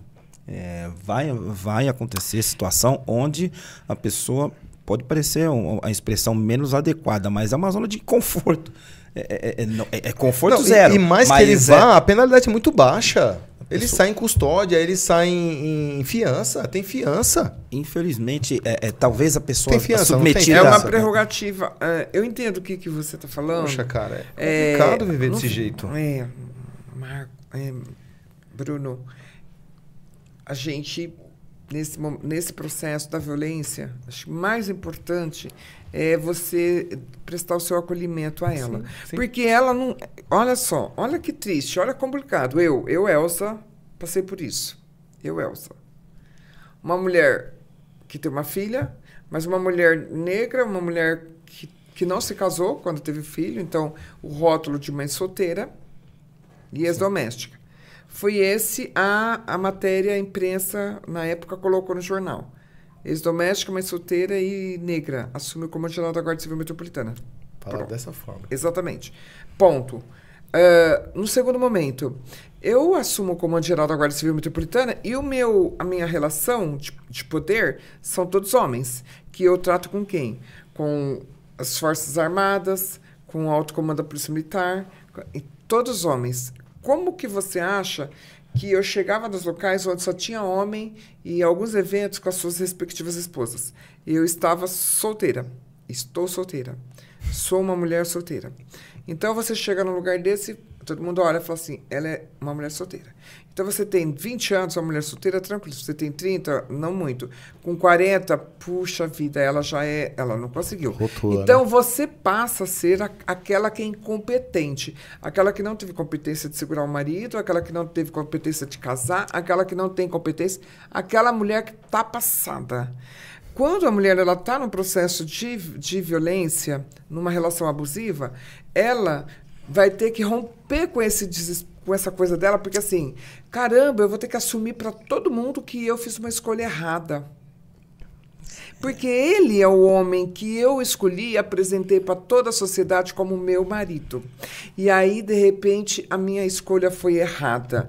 Eu vou ter que passar para a sociedade que eu sou a mulher largada, que eu não tenho. Então, sabe, é esses protocolos e essas caixinhas que vai mantendo. Esse é o fato. Eu percebo a indignação no seu semblante, mas é uma questão, é uma relação que envolve. É constrangedor, cara. Fala de muitas vezes um sentimento verdadeiro, porque é o pai dos meus filhos. Sim. Como que eu vou colocar o pai do meu filho na cadeia? A mãe, a mulher do guarda falou isso. Vai fazer literalmente, uns meses atrás aí. Eu não quero prejudicar ele, porque ele é o pai dos meus filhos. É como se fosse aceitar um erro cometido. Na verdade, não é isso, mas é a pessoa... que ela não errou. Ela só teve uma opinião, cara. Ela só decidiu não viver de um lado de um cara que ela não queria mais estar junto. Vou fazer aqui o advogado do diabo. Esse é o episódio que eu me sinto mais chateado, porque assim, cara, porque a mulher, ela não é objeto. Sim. E o homem que tá solteiro com 40 anos, com 50 anos e também é pai, ele não é rotulado, cara. Ele não é. Pois é. Mas a mulher é. É uma questão que é fruto da nossa cultura ainda. Não deveria mais ser, mas essas questões elas podem parecer absurdas. Doutor Marcos, né? eu tô amando a reação do Bruno e eu vou falar para o senhor que o Bruno vai ter... Já pegou um pouco da inquietação da convidada. Exatamente. Eu tô começando a ficar inquieto porque, ele já entendeu um pouco a nossa inquietação. O quanto é angustiante para nós. Não, Elza, eu atendo ocorrências, Elza, que eu vejo, cara. Que bom que você se incomoda com isso. Normalmente a mulher, ela é rotulada por aquele agressor. Não vou falar palavrão. Não vou falar palavrão. Não fala, não. Por favor, né? Vagabundo não é palavrão, né? Tá no dicionário, Aurélio. Mas aquele vagabundo, cara, que se envergonha, que trata ela como uma pessoa qualquer. Porque a mulher, ela não tem opção de opinião, opção de escolher dentro de casa, cara. E essa semana só atendi várias ocorrências que a mulher não podia tirar nem a roupa de dentro de casa, cara. Você lembra que qual foi o convidado, né, que nós discutimos aqui ainda sob efeito daquela atrocidade, né? O cara namorou, casou, ficou acho que 6 meses casado, aquele que... Era o Mike, né? O polícia que ele assassinou a... Sim. Sim. Era casado, né? 6 meses de que... Quer dizer, você tira a pessoa de casa... São coisas que a gente fica... A gente tá falando do caso de uma pessoa que matou uma mulher e ele arrastou ela pelo cabelo pela rua, cara.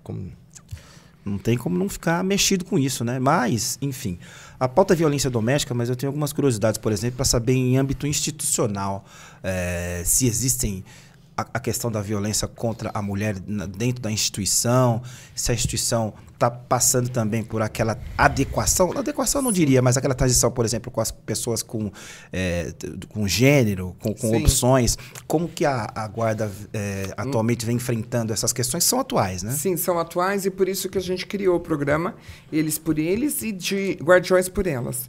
Porque nós tivemos, né, casos e temos casos de homens, de integrantes da instituição que são os agressores. E temos também integrantes da instituição que são vítimas, que são as mulheres em situação de violência.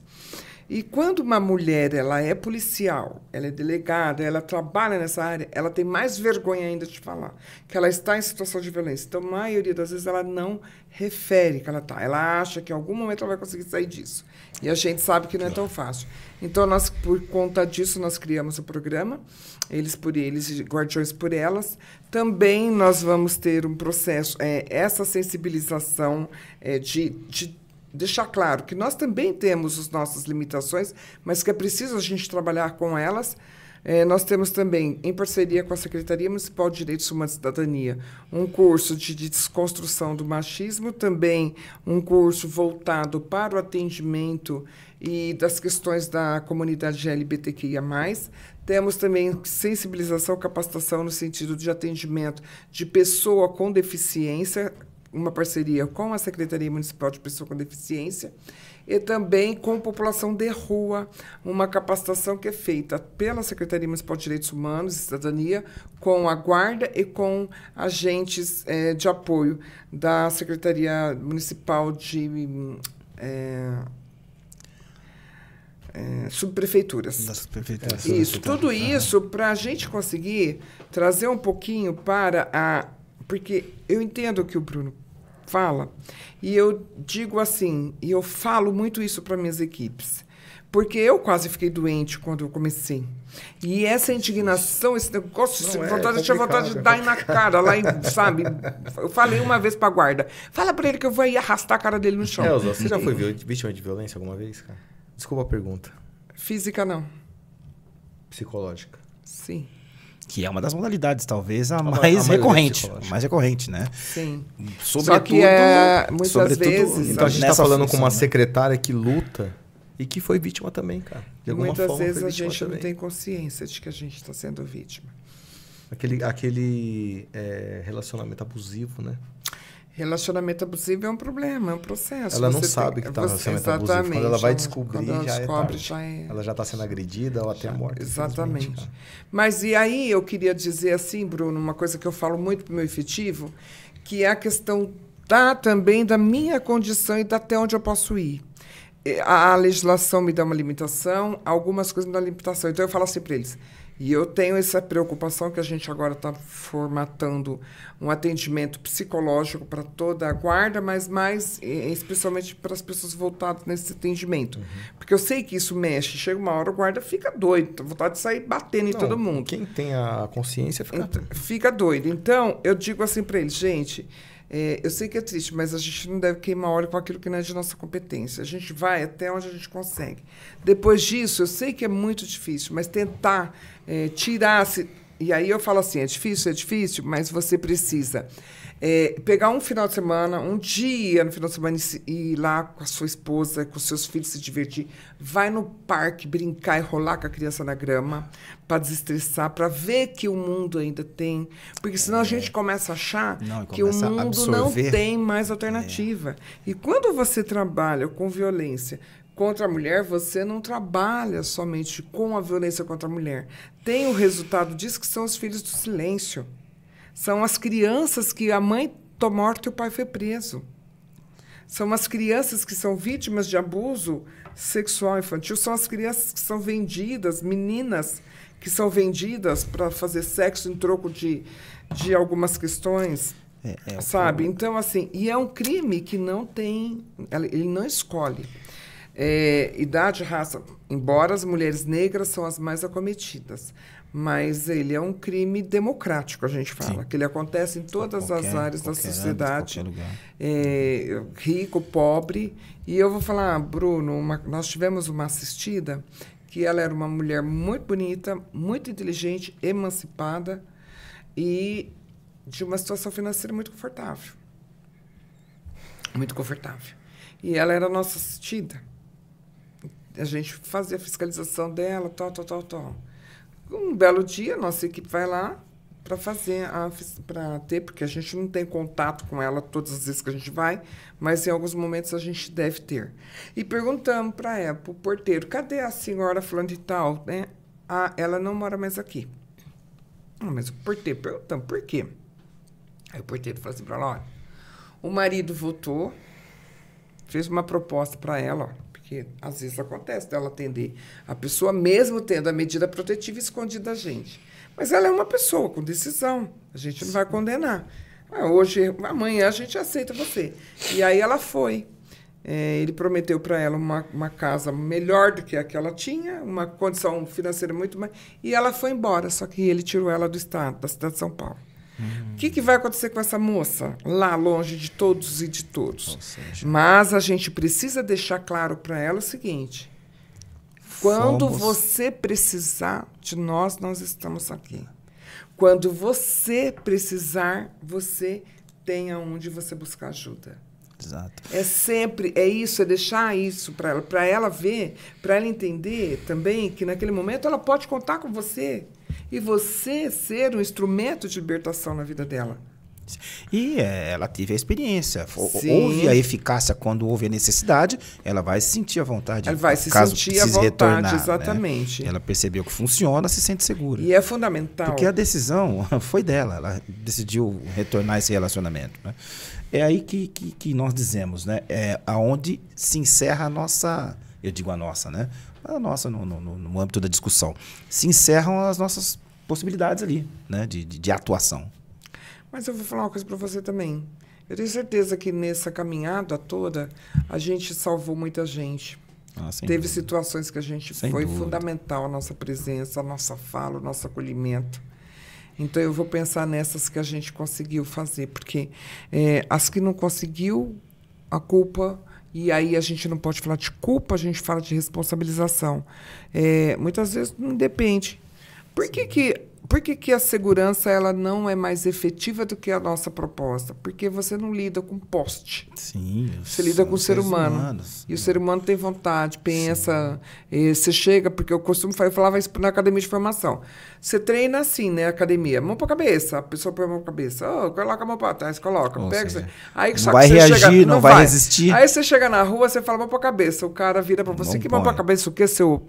isso. Falar uma besteira. Passei por isso aí, mas... E aí, você qual... E aí? A gente passa todo dia, né? Na verdade. Então, quer dizer, aquela pessoa que está tratando com você, ela tem pensamento, sente também, tem liberdade de ir e fazer o que quiser. Sim.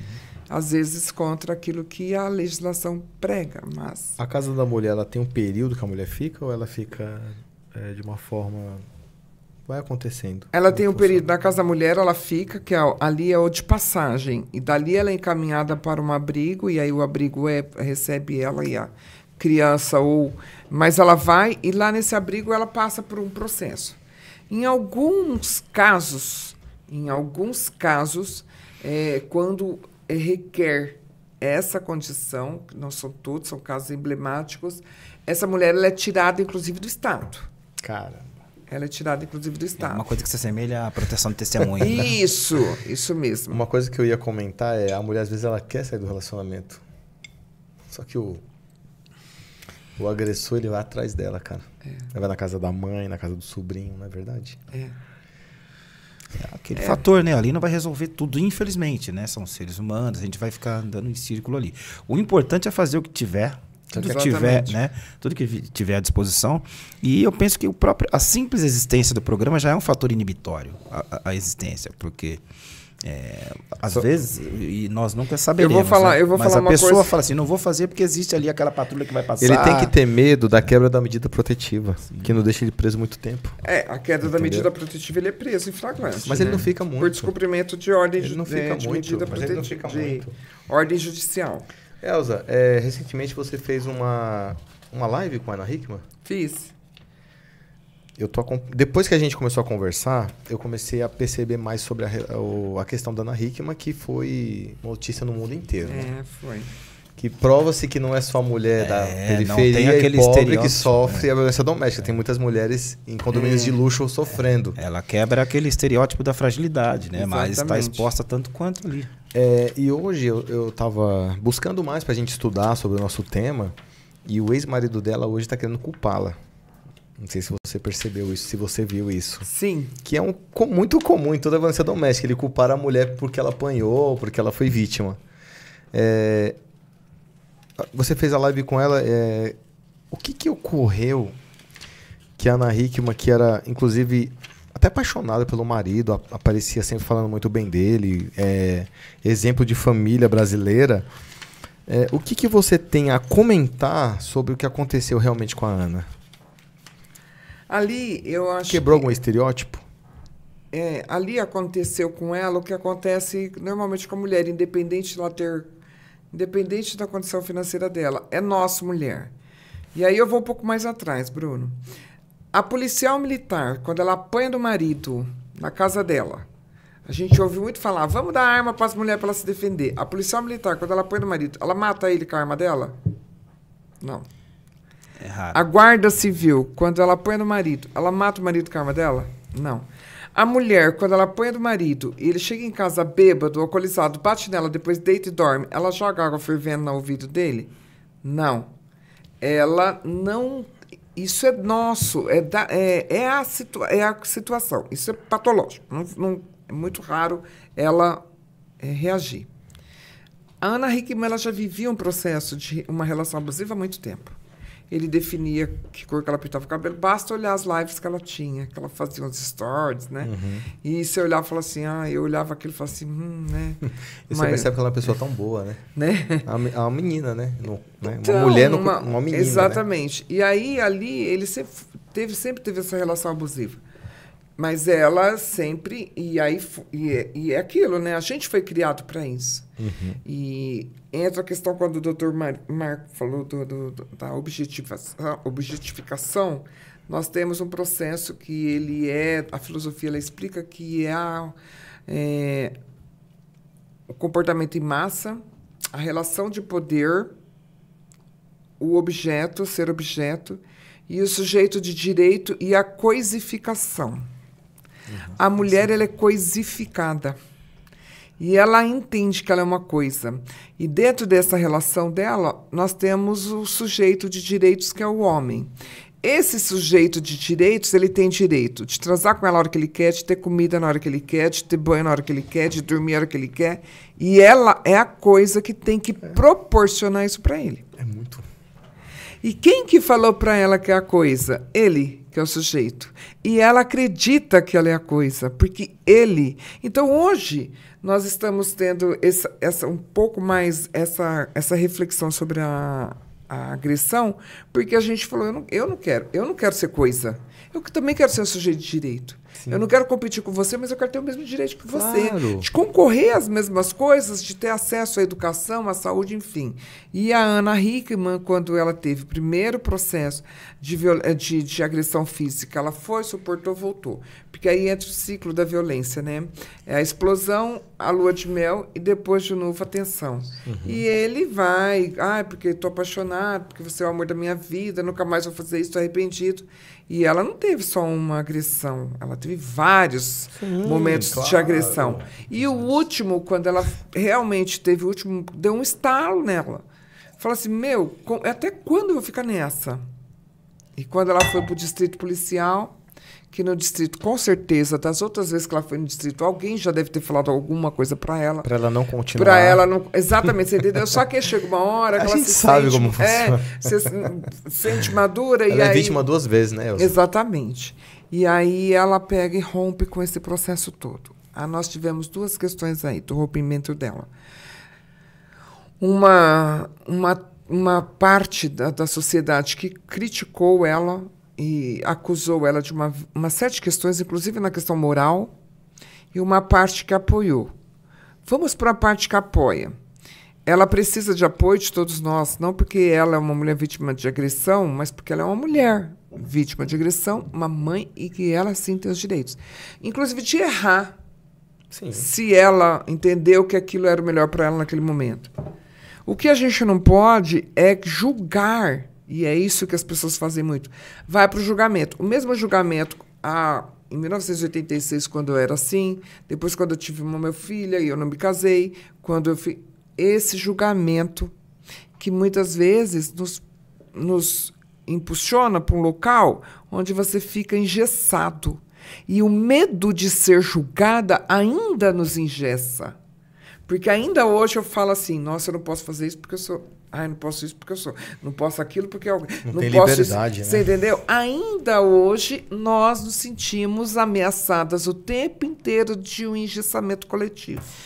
Eu penso que no caso dela ainda devem ter fatores que acentuam, né? Uma modelo internacional, a obrigação de estar bonita a todo momento, aquela questão de aparecer bem, ou pelo menos fazer a aparência ser aquela que se espera. Depende disso, né? Que é diferente de mim, porque a gente vai nos lugares, eu brinco com o pessoal que eu falo assim, nos lugares que eu vou, eu encontro mulheres brancas, louras, de pesa 30 quilos. Sempre. Todas bonitas. Elas precisam disso, não é o meu caso. Mas toda mulher é bonita. Você entendeu? A gente tem padrão. Sim. E padrão comercial. E o padrão Mas quem coloca esse padrão, Elza? Nós mesmos. E aí a sociedade aí tem uma outra linha da filosofia que diz que tem o que determina os padrões é meio que invisível, é um poder invisível. Mas aí a gente vive numa sociedade que precisa vender, né? Verdade. Quer saber quem determina esses padrões? Vai nas farmácias, ver o quanto estão vendendo aquela caneta. É social, não adianta isso. Vou ser sincero pra vocês. O subconsciente. Os caras falam da mulher magra. Eu sou homem. Sei lá, cara. Eu vou falar o que eu acho, que a mulher mais gordinha eu acho bonito. Eu acho bonito mulher gordinha, cara. Entendeu? Tem carne, né? Tem cara que gosta da mais magrinha. Eu tenho a liberdade de gostar de uma mulher mais gordinha. Mas o que acontece? O marido da Ana Hickman, ele teve um sintoma dos agressores comuns. Ele não aceitou quando ela trouxe a público um novo relacionamento. Então, e aí você Eu perguntou... não sei se tá com ele mesmo, com o Edu Guedes? Eu não tenho... Tá postando. Estão postando aí. Mas o que aconteceu ali, que você falou, ele quer reverter o processo. Ela não pode ter outro relacionamento. Nós temos uma lei, que é a lei da alienação parental, que é uma lei muito... que é bom você... Quer dizer, bom não. Minha sugestão, se você puder fazer uma live com com esse tema, ele é extremamente importante, porque a mulher ela é agredida, o filho tem problema, ela está o tempo inteiro no processo de abuso, e aí quando a justiça, quando ele paga já o que ele deveria pagar, ou se a justiça, ele se volta contra ela. E esse mecanismo é extremamente danoso para a mulher, porque ela fala assim, meu Deus do céu, depois de tudo que eu passei, eu ainda vou pagar para na justiça ainda vou sofrer mais esse processo, entendeu? Então é preciso que a gente reflita um pouco sobre todos esses processos, e mais do que isso, a gente, quando fala em violência, a gente pensa naquela violência de rua. Sim. Você ter um pouco mais de sensibilidade em fazer uma analogia e ter uma empatia por essas mulheres que você atende em ocorrência, mas a gente tem uma realidade muito danosa. Enquanto nós estamos aqui conversando, uma mulher está sendo espancada a cada 12 minutos aqui na cidade de São Paulo, que é a aqui maior no estado. A gente tem... cresceu um pouco, né? Mas isso não é uma característica só da cidade de São Paulo, cresceu no mundo inteiro. E nós somos uma sociedade que está meio adoecida também. As pessoas estão querendo resolver tudo na base da pancada. Mas porque muita gente pensa dessa forma, né? Que a mulher põe porque quer. Então, e aí tem um negócio de doido, né? As pessoas estão querendo resolver tudo na base da violência. Então, é algo que a gente precisa, inclusive, como sociedade, repensar. Sim, e esse ex-marido da Ana Hickman, né? Ele postou até recentemente, ontem ou antes de ontem, um vídeo falando com o filho, chorando. Ai, pai, eu quero te ver. É claro que a criança tá com saudade, mas tudo o cara quer imputar na alienação parental, né? E aí são alguns mecanismos já que as passa pessoas... a ser estratégia, né? Exatamente. Eles já estão vão se encarar na justiça ali, ele já deve estar preparando um terreno. Eu não tenho acompanhado esse caso, mas eu penso que caso complicado. deve ser isso aí. Bem emblemático. Marco, mas é a nossa realidade, né? Infelizmente. Infelizmente temos que lutar por elas e que elas entendam o lugar delas. O lugar da mulher onde ela quiser. Exatamente. Não é verdade? E aqui a gente tem uma pessoa, uma ilustre pessoa, que é a Elza, que foi comandante da GCM, secretária de Segurança Urbana, e Deus tem proporcionado para ela aí novos futuros e colherá frutos, tá? Eu tenho crido nisso. Amém. E agora a gente chega naquela parte que você não gosta. Parte que eu não gosto, eu gosto de toda, só na hora que acaba. Só na hora que acaba, mas já então, não pode ser. Você sempre reclama dessa parte. Não pode ser. Aqui tem pauta pra gente... Nós vamos nos condicionar e conversar com a Elza depois, com a autorização dela, e eu quero a presença dela numa visita na casa da mulher pra gente fazer uma matéria lá, tá bom? Sim, tá pertinho ali, eu tô no centro, né? Mas agora a gente tá encerrando nosso episódio já com a primeira mulher também no Papo Bernardiano. Puxa Olha vida, que honra, né? Puxa vida. A honra é toda nossa, tá? Que honra. Perceba que o dia 8 de março, né? Eu nem... pra mim também é importante, né? 8 de março, depois eu te mostro. Aqui tá na minha carteira da ordem. Você tem quantas filhas? 20 anos. Quantas filhas você tem? Filhas? 3. Quantas? 10? 10 filhas? Tá com problema o microfone? Quantas você tem? Assim, ó. Você tem 3 filhas? Exatamente. A Luísa não quis vir, que estava na faculdade, né? Que seria bom que ela viesse, mas aí passou por lá e não tá lá não na ficou. São Francisco, na USP, sua filha. É uma grande honra também saber disso. Viria comigo, acabou não vindo, mas tenho 3 linda, meninas, viu? Aí. Ela parece um 3 pouco meninas para... Usa o óculos, cabelos encaracolados. É verdade. Não é verdade? Eu lembro um pouco minha bebê do meio. Quantos anos ela tem? Tá com 19 agora. E a mais velha? 21. Ai, 21, que gostoso. 21. E a gente vai encerrando por aqui, mas antes, Elza, queria te agradecer imensamente hoje pela sua presença. Foi o episódio que mais me emocionou, me deixou com raiva, não só triste, porque a luta das mulheres, Elza, é uma luta que a gente luta todo dia, tá? E você quer deixar algum recado para as pessoas? Eu quero deixar um recado e dizer assim para você, que sabe, a gente não quer competir com ninguém, mas nesse processo, nas ações de enfrentamento à violência doméstica, é importante que nós tenhamos homens. E homens que se revoltam como você, homens que se sensibilizam Sim. como vocês, por quê? Como que eu sei que um homem está comigo nessa pauta? Quando ele defende outra mulher, não aqui comigo e nem no coletivo e na frente, mas no reservado, Sim. no alojamento masculino, pós-jogo, com os outros homens. Quando ele está testemunhando uma ocorrência ou porque a gente sabe que as piadas acontecem. Então, quando a gente, lá escondidinho, a gente faz essa defesa. A gente precisa que homens como vocês Obrigado. Nos proporcionem esse momento de reflexão e proporcionem esse momento de reflexão também para outros homens. Porque basta da gente ficar vendo agressões absurdas, mulheres sendo abertas, tiradas entranhas dela né, apresentado como se fosse um troféu, mulheres caindo das janelas e a gente falar, eu não escutei, a gente escuta. Tem alguém gritando, tem alguém gritando. Então, se você testemunhar qualquer violência, ligue. Não se omita, ligue, é o 90, é 153, 156, denuncia 180, ligue. Não se omita, porque em briga de marido e mulher, em briga contra qualquer violência, nós temos que meter a nossa colher. Não só a colher. Em qualquer ação de violência, a gente precisa fazer a nossa parte, como cidadão, como ser humano.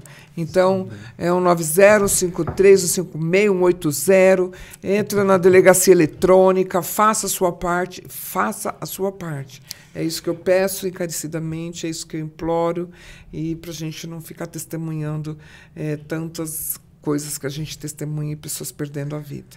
Exatamente. E, se me permite, inclusive dentro do mesmo raciocínio, né? É essencial para que esse mecanismo funcione ter pessoas na posição que você ocupa hoje.